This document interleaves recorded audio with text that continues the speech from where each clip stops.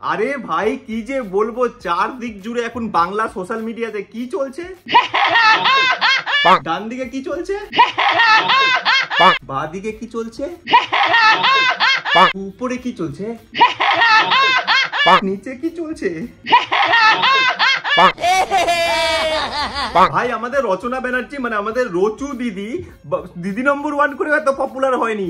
সূর্যা বংশমে অমিতাভ বচ্চনকে বেবফা বেবফা মানে বেবফা করে চলে গেছিল, তারপরে এত পপুলার হয়নি। বাট লাস্ট 7-10 দিনে কি পপুলার ভাই, সোশ্যাল মিডিয়া যখনই খুলি কোথাও গিয়ে দই খাচ্ছে, কোথাও গিয়ে চাট পাপড়ি খাচ্ছে, কোথাও গিয়ে ঘুগনি খাচ্ছে। ভাই এটাকে এরকম ভোটের প্রচার তো জীবনে দেখি নাই।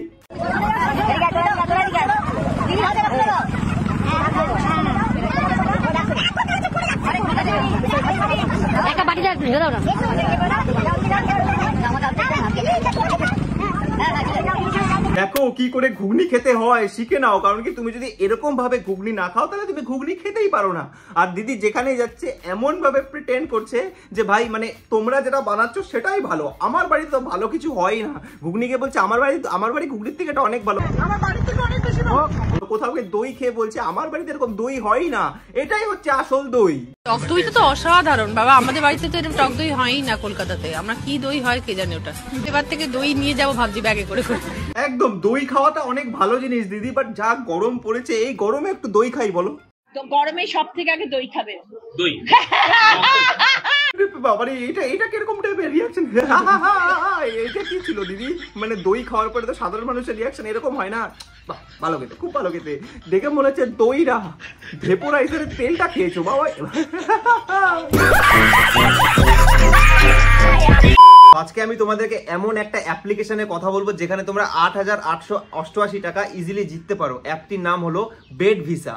এখানে তোমরা সাইন আপ করলে পেয়ে যাবে 500 টাকা বোনাস, আর যদি তোমরা প্রোমো কোড ইউজ করো তাহলে পেয়ে যাবে 5টা ফ্রি স্পিন। তার মানে হলো ডাবল চান্স বিনা কোনো ডিপোজিটে। এখানে তোমরা sports, trading, free live match দেখতে পারো, আর ক্যাসিনো গেম খেলে অনেক টাকাও জিততে পারো। আর এখানে তুমি রেফার করেও টাকা আর্ন করতে পারো। লাইক তুমি ধরো কোনো ফ্রেন্ডকে রেফার করলে সেও পেয়ে যেতে পারে 300 টাকা, আর তুমিও পেয়ে যেতে পারো 300 টাকা। আর এটা শুধু একটা ফ্রেন্ডের জন্য না, তুমি যত ফ্রেন্ডকে রেফার করবে তোমার রেফারেল বোনাসও তুমি পাবে। এখানে তুমি 24/7 টাকা ডিপোজিট করতে পারো, মানে লাইক তুমি ইন্ডিয়ার যে কোনো ওয়েবসাইট থেকে ইজিলি টাকা ডিপোজিট করা যায়। আর এটা 100% সেভ এন্ড সিকিউর। তো দেরি কিসের, যাও খেলো বেড ভিসাতে। আর এখানে তোমরা অ্যাফিলিয়েট প্রোগ্রামে জয়েন করেও মাসে লাখ টাকা কামাতে পারো। এখানে একটা অ্যাভিয়েটর গেমও আছে যেখান থেকে তোমরা কোটি টাকাও জিততে পারো। আর আমার প্রোমো কোডটা ইউজ করতে ভুলবে না, যাও খেলো।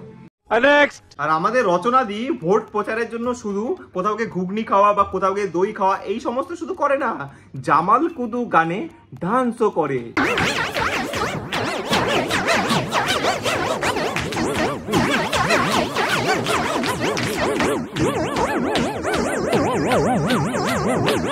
এখন যদি তোমরা এটা ভেবে থাকো যে আমি কোনো পার্টিকে সাপোর্ট করি বা কোনো দলকে আমি সাপোর্ট করি, আমি সেই কারণে কাউকে রোস্ট করছি, দেখো প্রথম কথা তো এই ভিডিওটা রোস্ট না।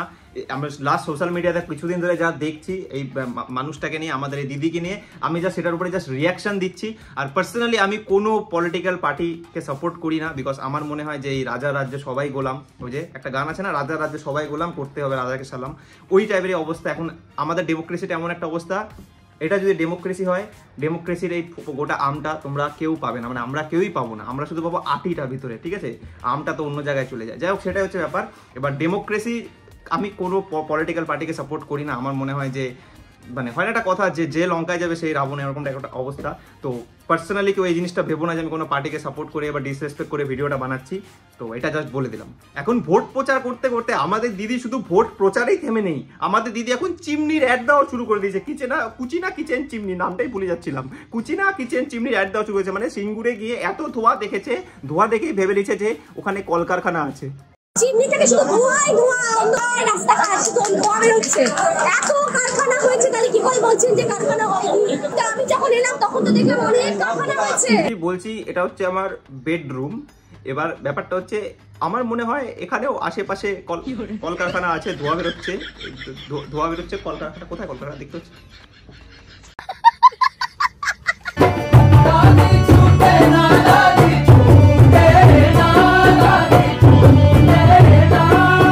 বাবা কাকার এক্সপ্রেশন দেখো, আয় হায়, রচনা ব্যানার্জির হাতের মাংস আর ভাত খাচ্ছে। ভাই কাকার তো সারা জীবন সার্থক হয়ে গেল।